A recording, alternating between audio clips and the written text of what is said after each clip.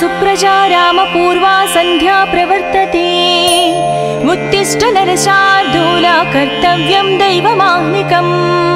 उत्तिष्ठोत्तिष्ठ गोविन्द उत्तिष्ठ गरुडध्वजा उत्तिष्ठ कमलाकान्ता त्रैलोक्यं मङ्गलं कुरु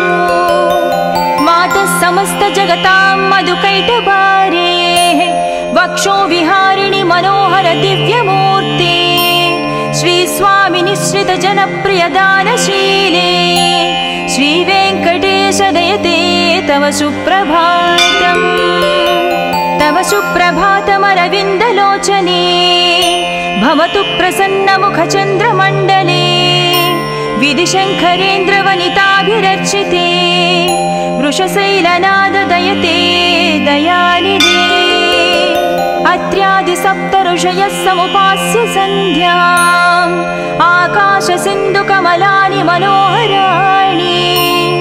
आदाय पादयुगमर्चयितं प्रपन्नाः शेषाद्रिशेखर विभो तव सुप्रभातम् पञ्चाननाब्ज भव षण्मुखवासवाद्याः त्रैविक्रमादिचरितं विबुधास्तुवन्ति भाषापतिः पठति वासरशुद्धिमारात् शेषाद्रिशेखर विभो तव सुप्रभातम् ईषत् प्रफुल्ल सरसीरुह नारिकेळ पूगद्रुमादि सुमनोहर पालिकानाम् आवाति मन्दमनिल सह दिव्यगन्धैः शेषाद्रिशेखर विभो तव सुप्रभातम् उन्मील्य नेत्रयुगमुत्तम पञ्जरस्ताः पात्रावशिष्ट कदलीस्थलपायसानि भुक्त्या सलीलमदखेळ सुखा पठन्ति शेषाद्रिशेखर विभो तव सुप्रभातम् तन्त्री प्रकर्ष मधुरस्वनयादि पञ्चा गायत्यनन्तचरितं तव नारदोऽपि भाषा समग्रमसरत्कृत चारुरम्यम् शेषाद्रिशेखर विभो तव सुप्रभातम्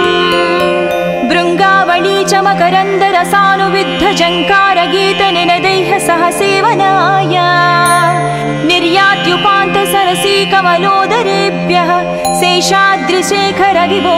तव सुप्रभातम् योषा गणेन वरदत्नि विमध्यमाने गोशालयेषु दधिमन्थन तीव्रघोषाः रोषात् कलिं विदधते ककुपञ्चकुम्भाः शेषाद्रिशेखर विभो तव सुप्रभातम् पद्मेशमित्रशतपत्रगतालिवर्गाः हर्तुं श्रियं कुवलयस्य निजाङ्गलक्ष्म्याः भेरीनिनादमनबिभ्रति तीव्रनादां शेषाद्रिशेखर विभो तव सुप्रभातम् श्रीमन्नभीष्टवरदाखिल लोकबन्धो श्री श्रीनिवास जगदेकदयैकसिन्धो श्रीदेवता गुहभुजान्तर दिव्यमूर्ते श्रीवेङ्कटाचलपते तव सुप्रभातम् श्रीमन्नभीष्टवरदाखिल लोकबन्धो श्री श्रीनिवास जगदेश दयैकसिन्धो श्रीदेवता गृहभुजान्तर दिव्यमूर्ते श्रीवेङ्कटाचलपते तव सुप्रभातम् श्री स्वामी पुष्करिणिकाप्लव निर्मलाङ्गाः श्रेयाधिनो हर विरिञ्चि सनन्दनाद्याः द्वारे वसन्ति वरनेत्र हतोत्तमाङ्गाः श्रीवेङ्कटाचलपते तव सुप्रभातम् श्रीशेषशैल गरुडाचल वेङ्कटाद्रि नारायणाद्रि वृषभाद्रि वृषाद्रि मुख्या आख्यां त्वदीय वसतिरनिशं वदन्ति श्रीवेङ्कटाचलपते तव सुप्रभातम् सेवापराः शिवसुरेश कृशानुधर्म रक्षो भुराद पवमानदनादिनाद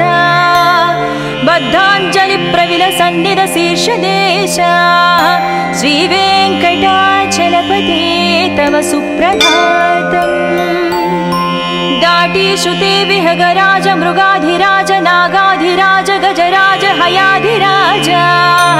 स्वस्वाधिकारमहमाधिकमर्दयन्ते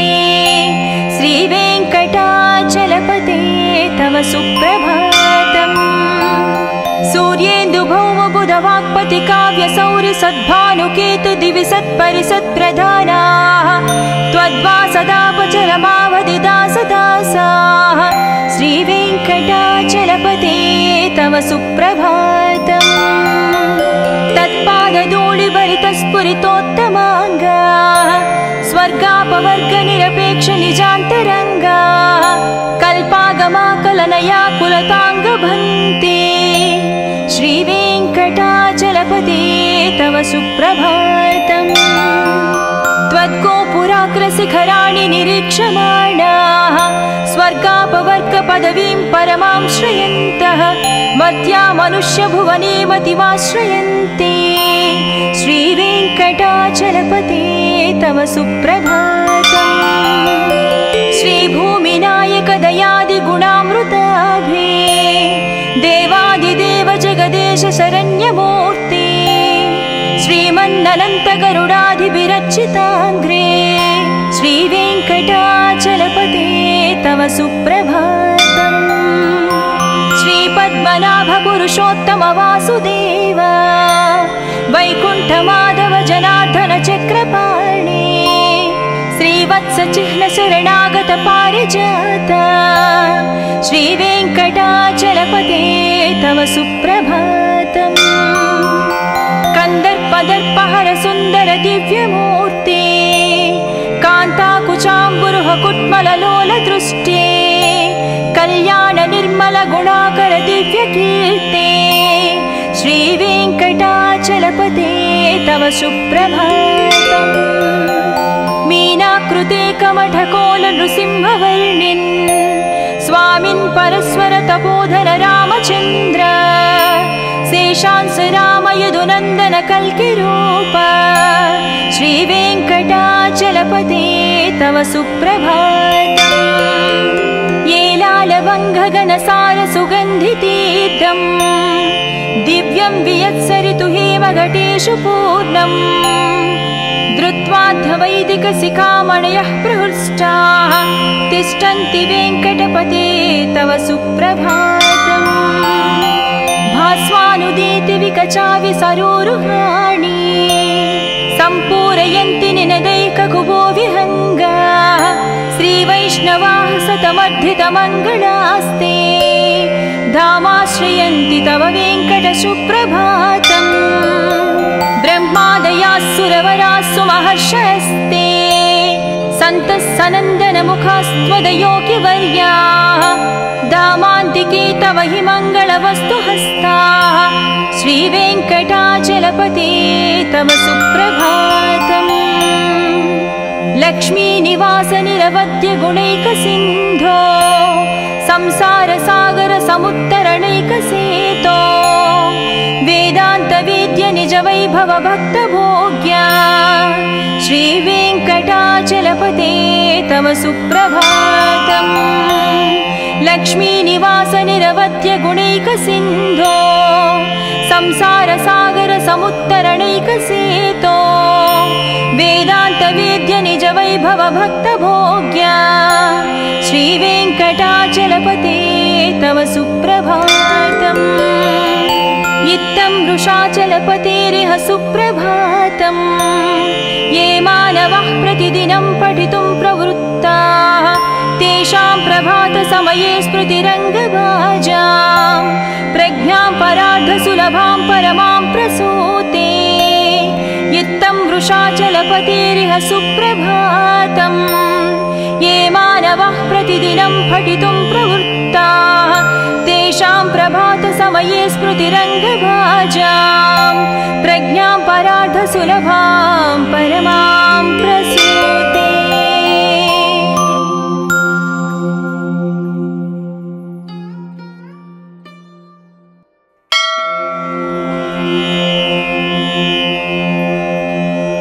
कौसल्या सुप्रजा रामपूर्वा सन्ध्या प्रवर्तते उत्तिष्ठ नरशार्दूला कर्तव्यं दैवमाह्निकम् उत्तिष्ठोत्तिष्ठ गोविन्द उत्तिष्ठ गरुडध्वजा उत्तिष्ठ कमलाकान्ता त्रैलोक्यं मङ्गलं कुरु। मातः समस्त जगतां मधुकैटभारे वक्षो विहारिणि मनोहर दिव्यमूर्ते श्री स्वामी निश्रित जनप्रिय दानशीले श्री वेङ्कटेश दयते तव सुप्रभातम्। तव सुप्रभातमरविन्दलोचने भवतु प्रसन्नमुखचन्द्रमण्डले विधिशङ्करेन्द्रवनिताभिरर्चिते वृषशैलनाद दयते दयानिधे। अत्र्यादिसप्तऋषयः समुपास्य सन्ध्याम् आकाशसिन्धुकमलानि मनोहराणि आदाय पादयुगमर्चयितं प्रपन्नाः शेषाद्रिशेखर विभो तव सुप्रभातम्। पञ्चाननाब्ज भव षण्मुखवासवाद्याः त्रैविक्रमादिचरितं विबुधास्तुवन्ति भाषापतिः पठति वासरशुद्धिमारात् शेषाद्रिशेखर विभो तव सुप्रभातम्। ईशत्प्रफुल्ल सरसीरुह नारिकेळ पूगद्रुमादि सुमनोहर पालिकानाम् आवाति मन्दमनिलसह दिव्यगन्धैः शेषाद्रिशेखर विभो तव सुप्रभातम्। उन्मील्य नेत्रयुगमुत्तम पञ्जरस्ताः पात्रावशिष्टकदलीस्थलपायसानि भुक्त्या सलीलमदखेळि सुखा पठन्ति शेषाद्रिशेखर विभो तव सुप्रभातम्। तन्त्री प्रकर्ष मधुरस्वनयादि पञ्च गायत्यनन्तचरितं तव नारदोऽपि भाषा समग्रमसरत्कृतचारुरम्यम् शेषाद्रिशेखर विभो तव सुप्रभातम्। भृङ्गावळी च मकरन्दरसानुविद्ध जङ्कारगीतनिनदैः सह सेवनाय निर्यात्युपान्त सरसी कमलोदरेभ्यः शेषाद्रिशेखर विभो तव सुप्रभातम्। योषा गणेन वरदत्नि विमध्यमाने गोशालयेषु दधिमन्थन तीव्रघोषाः रोषात् कलिं विदधते ककुपञ्चकुम्भाः शेषाद्रिशेखर विभो तव सुप्रभातम्। पद्मेशमित्रशतपत्रगतालिवर्गाः हर्तुं श्रियं कुवलयस्य निजाङ्गलक्ष्म्याः भेरीनिनादमनबिभ्रति तीव्रनादाम् शेषाद्रिशेखर विभो तव सुप्रभातम्। श्रीमन्नभीष्टवरदाखिल लोकबन्धो श्री श्रीनिवास जगदेकदयैकसिन्धो श्रीदेवता गुहभुजान्तर दिव्यमूर्ते श्रीवेङ्कटाचलपते तव सुप्रभातम्। श्रीमन्नभीष्टवरदाखिल लोकबन्धो श्री श्रीनिवास जगदेश दयैकसिन्धो श्रीदेवता गृहभुजान्तर दिव्यमूर्ते श्रीवेङ्कटाचलपते तव सुप्रभातम्। श्री स्वामी पुष्करिणिकाप्लव निर्मलाङ्गाः श्रेयाधिनोहर विरिञ्चि सनन्दनाद्याः द्वारे वसन्ति वरनेत्र हतोद्यमाङ्गाः श्रीवेङ्कटाचलपते तव सुप्रभातम्। श्रीशेषशैल गरुडाचल वेङ्कटाद्रि नारायणाद्रि वृषभाद्रि मुख्या आख्यां त्वदीय वसतिरनिशं वदन्ति श्रीवेङ्कटाचलपते तव सुप्रभातम्। सेवापराः शिवसुरेश कृशानुधर्म रक्षोऽम्बुनाद पवमानदनादिनाद बद्धाञ्जलिप्रविलसन्निध शीर्षदेश श्रीवेङ्कटाचलपते तव सुप्रभातम्। दाटीशुते विहगराज मृगाधिराज नागाधिराज गजराज हयाधिराज स्वस्वाधिकारमहमाधिकमर्दयन्ते श्रीवेङ्कटाचलपते तव सुप्रभातम्। सूर्येन्दुभौमबुधवाक्पति काव्यसौरि सद्भानुकेतु दिवि सत्परिसत्प्रधानाः मद्वासदापचरमावधिदासदासाः श्रीवेङ्कटाचलपते तव सुप्रभातम् तत्पादधूलिभरितस्फुरितोत्तमाङ्गाः स्वर्गापवर्गनिरपेक्षनिजान्तरङ्गाः कल्पागमाकलनयाकुलताङ्गभन्ते श्रीवेङ्कटाचलपते तव सुप्रभातम् त्वद्गोपुराग्रशिखराणि निरीक्षमाणाः स्वर्गापवर्गपदवीं परमां श्रयन्तः मर्त्या मनुष्यभुवने मतिमाश्रयन्ते श्रीवेङ्कटाचलपते तव सुप्रभातम् श्रीभूमिनायकदयादिगुणामृताभे देवादिदेव जगदेश शरण्यमूर्ते श्रीमन्ननन्तगरुडाधिभिरर्चिताङ्ग्रे श्रीवेङ्कटाचलपते तव सुप्रभातम् श्रीपद्मनाभपुरुषोत्तम वासुदेव वैकुण्ठमाधव जनार्दन चक्रपाणे श्रीवत्सचिह्नशरणागत पारिजात श्रीवेङ्कटाचलपते तव सुप्रभातम् कन्दर्पदर्पहर सुन्दर दिव्यमूर्ते कान्ताकुचाम्बुरुह कुट्मललोल दृष्टे कल्याण निर्मल गुणाकर दिव्यकीर्ते श्रीवेङ्कटाचलपते तव सुप्रभातम् मीनाकृते कमठकोल नृसिंहवर्णिन् स्वामिन् परस्वर तपोधन रामचन्द्र शेषांस रामयदुनन्दन कल्किरूप श्रीवेङ्कटाचलपते तव सुप्रभातम् येलालवङ्घगणसार सुगन्धितीर्थम् दिव्यं वियत्सरितु हेमघटेषु पूर्णम् धृत्वाद्धवैदिकशिखामणयः प्रहृष्टाः तिष्ठन्ति वेङ्कटपते तव सुप्रभातम् भास्वानुदीति विकचाविसरोरुहाणि सम्पूरयन्ति निनदैककुबो विहङ्गाः श्रीवैष्णवाः सतमर्धितमङ्गलास्ते धामाश्रयन्ति तव वेङ्कटसुप्रभातम् ब्रह्मादयाः सुरवराः सुमहर्षयस्ते सन्तः सनन्दनमुखास्त्वदयोगिवर्याः धामान्तिके तव हि मङ्गलवस्तुहस्ताः श्रीवेङ्कटाचलपते तव सुप्रभातम् लक्ष्मीनिवास निरवध्य गुणैकसिन्धो संसारसागर समुत्तरणैकसेतो वेदान्तवेद्य निज वैभव भक्तभोग्या श्रीवेङ्कटाचलपते तव सुप्रभातम् लक्ष्मीनिवास निरवध्य गुणैकसिन्धो संसारसागर समुत्तरणैकसेतो वेदान्तवेद्य निज वैभव भक्तभोग्या श्रीवेङ्कटाचलपते तव सुप्रभातम् इत्थं वृषाचलपतेरिह सुप्रभातम् ये मानवः प्रतिदिनं पठितुं प्रवृत्ताः तेषां प्रभातसमये स्मृतिरङ्गभाजां प्रज्ञां परार्धसुलभां परमां प्रसूते इत्थं वृषाचलपतेरिह सुप्रभातम् ये मानवः प्रतिदिनं पठितुं प्रवृत्ताः तेषां प्रभातसमये स्मृतिरङ्गभाजां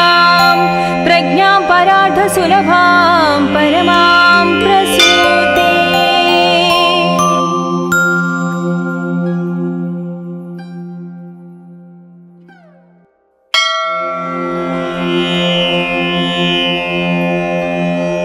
कौसल्या सुप्रजा रामपूर्वा सन्ध्या प्रवर्तते उत्तिष्ठ नरशार्दूला कर्तव्यं दैवमाह्निकम् उत्तिष्ठोत्तिष्ठ गोविन्द उत्तिष्ठ गरुडध्वजा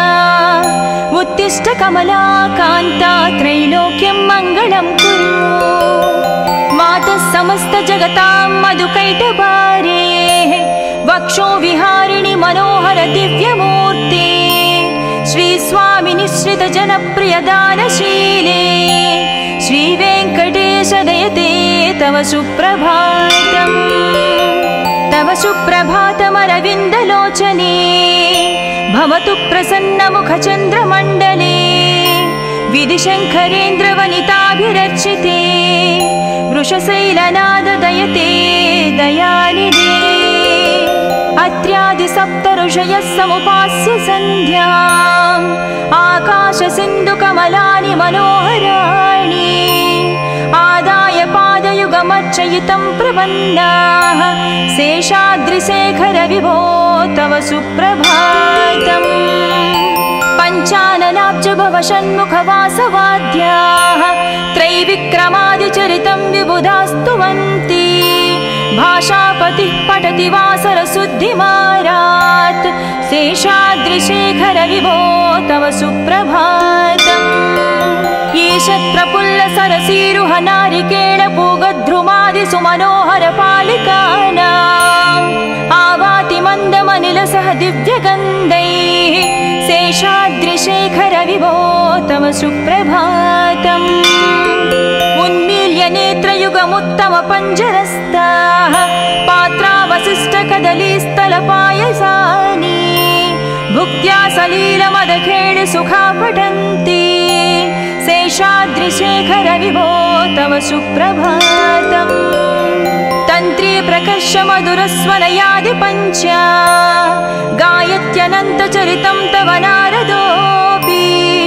भाषा समग्रमसरत्कृतचारुरम्यम् शेषाद्रिशेखर विभो तव सुप्रभातम् भृङ्गावळी च मकरन्दरसानुविद्धजङ्कारगीतनिनदैः सह सेवनाय निर्यात्युपान्तसरसी कमलोदरेभ्यः शेषाद्रिशेखर विभो तव सुप्रभातम् योषा गणेन वरदत्नि विमध्यमाने गोशालयेषु दधिमन्थनतीव्रघोषाः रोषात् कलिं विदधते ककुपञ्चकुम्भाः शेषाद्रिशेखर विभो तव सुप्रभातम् पद्मेशमित्रशतपत्रगतालिवर्गाः हर्तुं श्रियं कुवलयस्य निजाङ्गलक्ष्म्याः भेरीनिनादमनबिभ्रति तीव्रनादाम् शेषाद्रिशेखर विभो तव सुप्रभातम् श्रीमन्नभीष्टवरदाखिल लोकबन्धो श्री श्रीनिवास जगदेकदयैकसिन्धो श्रीदेवता गुहभुजान्तर दिव्यमूर्ते श्रीवेङ्कटाचलपते तव सुप्रभातम् श्रीमन्नभीष्टवरदाखिल लोकबन्धो श्री श्रीनिवास जगदेश दयैकसिन्धो श्रीदेवता गृहभुजान्तर दिव्यमूर्ते श्रीवेङ्कटाचलपते तव सुप्रभातम् श्रीस्वामी पुष्करिणिकाप्लव निर्मलाङ्गाः श्रेयाधिनो हरविरिञ्चि सनन्दनाद्याः द्वारे वसन्ति वरनेत्रहतोत्तमाङ्गाः श्रीवेङ्कटाचलपते तव सुप्रभातम् श्रीशेषशैलगरुडाचल वेङ्कटाद्रि नारायणाद्रि वृषभाद्रि आख्यां त्वदीय वसतिरनिशं वदन्ति श्रीवेङ्कटाचलपते तव सुप्रभातम् सेवापराः शिवसुरेश कृशानुधर्म रक्षो भुराद पवमानदनादिनाद बद्धाञ्जलिप्रविलसन्निध शीर्षदेशा श्रीवेङ्कटाचलपते तव सुप्रभातम् दाटीषु ते विहगराज मृगाधिराज नागाधिराज गजराज हयाधिराज स्वस्वाधिकारमहमाधिकमर्दयन्ते श्रीवेङ्कटाचलपते तव सुप्रभातम्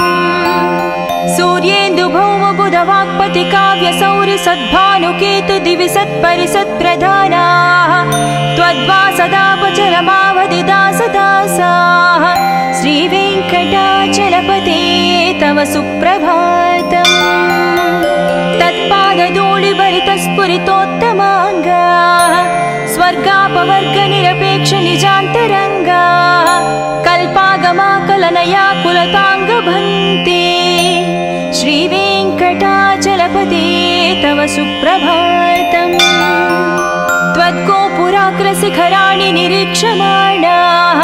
स्वर्गापवर्गपदवीं परमां श्रयन्तः मध्या मनुष्यभुवने मतिमाश्रयन्ते श्रीवेङ्कटाचलपते तव सुप्रभातम् श्रीभूमिनायक दयादिगुणामृताभे देवादिदेव जगदेश शरण्यमूर्ते श्रीमन्ननन्त गरुडाधिभिरर्चिताङ्ग्रे श्रीवेङ्कटाचलपते तव सुप्रभातम् श्रीपद्मनाभ पुरुषोत्तम वासुदेव वैकुण्ठमाधव जनार्दन चक्रपाणे श्रीवत्स चिह्न शरणागत पारिजात श्रीवेङ्कटाचलपते तव सुप्रभातम् कंदर्पदर्पहर सुंदर दिव्यमूर्ते कान्ताकुचाम्बुरुह कुट्मललोल दृष्टे कल्याण निर्मल गुणाकर दिव्यकीर्ते श्रीवेङ्कटाचलपते तव सुप्रभातम् मीनाकृते कमठकोल नृसिंहवर्णिन् स्वामिन् परस्वर तपोधर रामचन्द्र शेषांस राम यदुनन्दन कल्किरूप श्रीवेङ्कटाचलपते तव सुप्रभातम् येलालवङ्घगनसार सुगन्धितीर्थम् दिव्यं वियत्सरितु हेमघटेषु पूर्णम् धृत्वाद्धवैदिकशिखामणयः प्रहृष्टाः तिष्ठन्ति वेङ्कटपते तव सुप्रभातम् भास्वानुदीति विकचावि सरोरुहाणि सम्पूरयन्ति निनदैककुबो विहङ्गाः श्रीवैष्णवाः सतमर्धितमङ्गलास्ते धामाश्रयन्ति तव वेङ्कट सुप्रभातम् ब्रह्मादयाः सुरवराः सुमहर्षयस्ते सन्तः सनन्दनमुखास्त्वदयोगिवर्याः धामान्तिके तव हि मङ्गलवस्तुहस्ताः श्रीवेङ्कटाचलपते तव सुप्रभातम् लक्ष्मीनिवास निरवद्य गुणैकसिन्धो संसारसागर समुत्तरणैकसेतो वेदान्तवेद्य निज वैभव भक्तभोग्या श्रीवेङ्कटाचलपते तव सुप्रभातम् लक्ष्मीनिवास निरवद्य गुणैकसिन्धो संसारसागर समुत्तरणैकसेतो वेदान्तवेद्य निज वैभव भक्तभोग्या श्रीवेङ्कटाचलपते तव सुप्रभातम् इत्थं वृषाचलपतेरिह सुप्रभातम् ये मानवः प्रतिदिनं पठितुं प्रवृत्ताः तेषां प्रभातसमये स्मृतिरङ्गभाजां प्रज्ञां परार्धसुलभां परमां प्रसूते इत्थं वृषाचलपतेरिह सुप्रभातम् ये मानवः प्रतिदिनं पठितुं प्रवृत्ताः तेषां प्रभातसमये स्मृतिरङ्गभाजां प्रज्ञां परार्धसुलभां परमां प्रसूते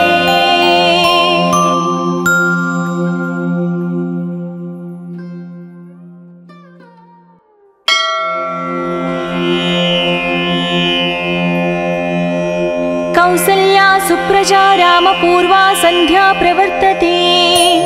उत्तिष्ठ नरशार्दूला कर्तव्यं दैवमाह्निकम् उत्तिष्ठोत्तिष्ठ गोविन्द उत्तिष्ठ गरुडध्वजा उत्तिष्ठ कमलाकान्ता त्रैलोक्यं मङ्गलं कुरु मातः समस्त जगतां मधुकैटभारे वक्षो विहारिणि मनोहर दिव्यमूर्ते श्री स्वामी निश्रित जनप्रिय दानशीले श्री वेङ्कटेश दयते तव सुप्रभातम् तव सुप्रभातमरविन्दलोचने भवतु प्रसन्नमुखचन्द्रमण्डले विधिशङ्करेन्द्रवनिताभिरर्चिते वृषशैलनाददयते दयानिधे अत्र्यादिसप्तऋषयः समुपास्य सन्ध्याम् आकाशसिन्धुकमलानि मनोहराणि आदाय पादयुगमर्चयितं प्रपन्नाः शेषाद्रिशेखरविभो तव सुप्रभातम् पञ्चाननाब्जभवषण्मुखवासवाद्याः त्रैविक्रमादिचरितं विबुधास्तुवन्ति भाषापतिः पठति वासरशुद्धिमारात् शेषाद्रिशेखरविभो तव सुप्रभातम् ईषत्प्रफुल्लसरसीरुह नारिकेळपूगद्रुमादिसुमनोहरपालिकानाम् आवाति मन्दमनिलसह दिव्यगन्धैः शेषाद्रिशेखरविभो तव सुप्रभातम् उन्मील्य नेत्रयुगमुत्तमपञ्जरस्ताः पात्रावशिष्टकदलीस्थलपायसानि भुक्त्या सलीलमदखेळिसुखा पठन्ति शेषाद्रिशेखरविभो तव सुप्रभातम् तन्त्री प्रकर्षमधुरस्वनयादिपञ्चा गायत्यनन्तचरितं तव नारदोऽपि भाषा समग्रमसरत्कृतचारुरम्यम् शेषाद्रिशेखरविभो तव सुप्रभातम् भृङ्गावळी च मकरन्दरसानुविद्धझङ्कारगीतनिनदैः सह सेवनाय निर्यात्युपान्तसरसीकमलोदरेभ्यः शेषाद्रिशेखरविभो तव सुप्रभातम् योषागणेन वरदत्नि विमध्यमाने गोशालयेषु दधिमन्थनतीव्रघोषाः रोषात् कलिं विदधते ककुपञ्चकुम्भाः शेषाद्रिशेखरविभो तव सुप्रभातम् पद्मेशमित्रशतपत्रगतालिवर्गाः हर्तुं श्रियं कुवलयस्य निजाङ्गलक्ष्म्याः भेरीनिनादमनबिभ्रति तीव्रनादाम् शेषाद्रिशेखरविभो तव सुप्रभातम् श्रीमन्नभीष्टवरदाखिल लोकबन्धो श्री श्रीनिवास जगदेकदयैकसिन्धो श्रीदेवता गुहभुजान्तर दिव्यमूर्ते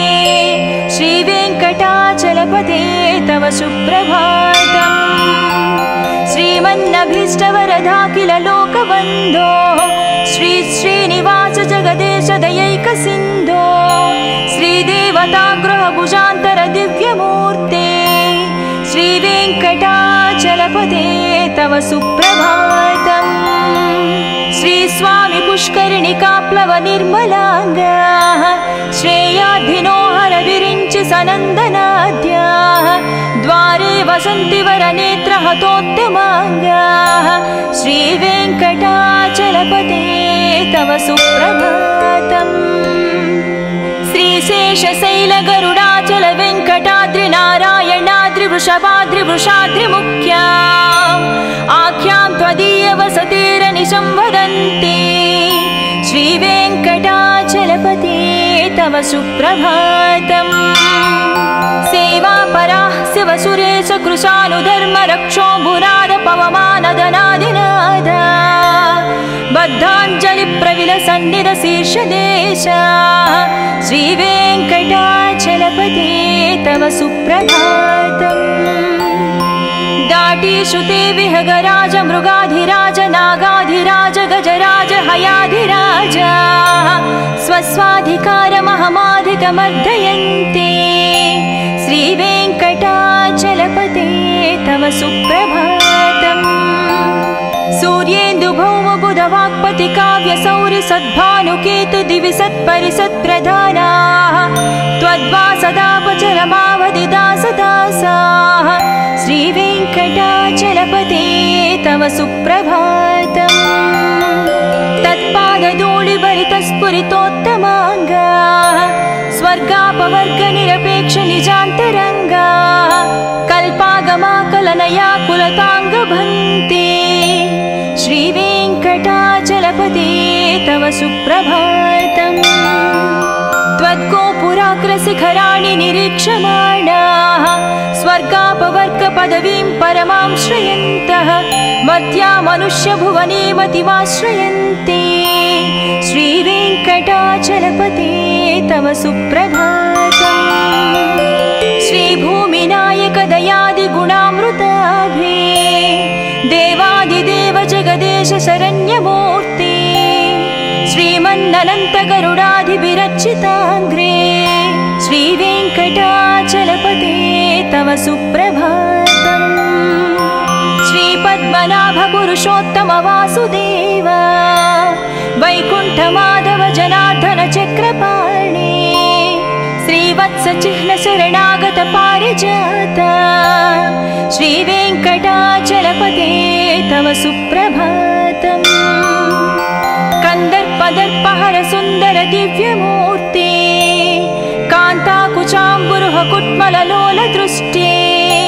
कल्याण निर्मल गुणाकर दिव्यकीर्ते श्रीवेङ्कटाचलपते तव सुप्रभातम्। मीनाकृते कमठकोल नृसिंहवर्णिन् स्वामिन् परस्वर तपोधर रामचन्द्र शेषांस राम यदुनन्दन कल्किरूप श्रीवेङ्कटाचलपते तव सुप्रभातम्। येलालवङ्घगणसार सुगन्धितीर्थम् दिव्यं वियत्सरितु हेमघटेषु पूर्णम् धृत्वाद्धवैदिकशिखामणयः प्रहृष्टाः तिष्ठन्ति वेङ्कटपते तव सुप्रभातम्। भास्वानुदीति विकचाविसरोरुहाणि सम्पूरयन्ति निनदैककुबो विहङ्गाः श्रीवैष्णवाः सतमर्धितमङ्गलास्ते धामाश्रयन्ति तव वेङ्कट सुप्रभातम्। ब्रह्मादयास्सुरवरास्सु महर्षयस्ते सन्तः सनन्दनमुखास्त्वदयोगिवर्याः दामान्तिके तव हि मङ्गलवस्तु हस्ताः श्रीवेङ्कटाचलपते तव सुप्रभातम्। लक्ष्मीनिवास निरवद्य गुणैकसिन्धो संसारसागर समुत्तरणैकसेतो वेदान्तवेद्य निज वैभव भक्तभोग्या श्रीवेङ्कटाचलपते तव सुप्रभातम्। लक्ष्मीनिवास निरवद्य गुणैकसिन्धो संसारसागर समुत्तरणैकसेतो वेदान्तवेद्य निज वैभव भक्तभोग्या श्रीवेङ्कटाचलपते तव सुप्रभातम्। इत्थं वृषाचलपतेरिह सुप्रभातम्।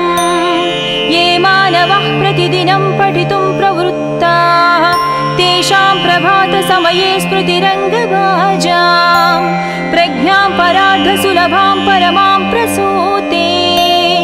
इत्थं वृषाचलपतेरिह सुप्रभातम्। ये मानवः प्रतिदिनं पठितुं प्रवृत्ताः तेषां प्रभातसमये स्मृतिरङ्गभाजां प्रज्ञां परार्धसुलभां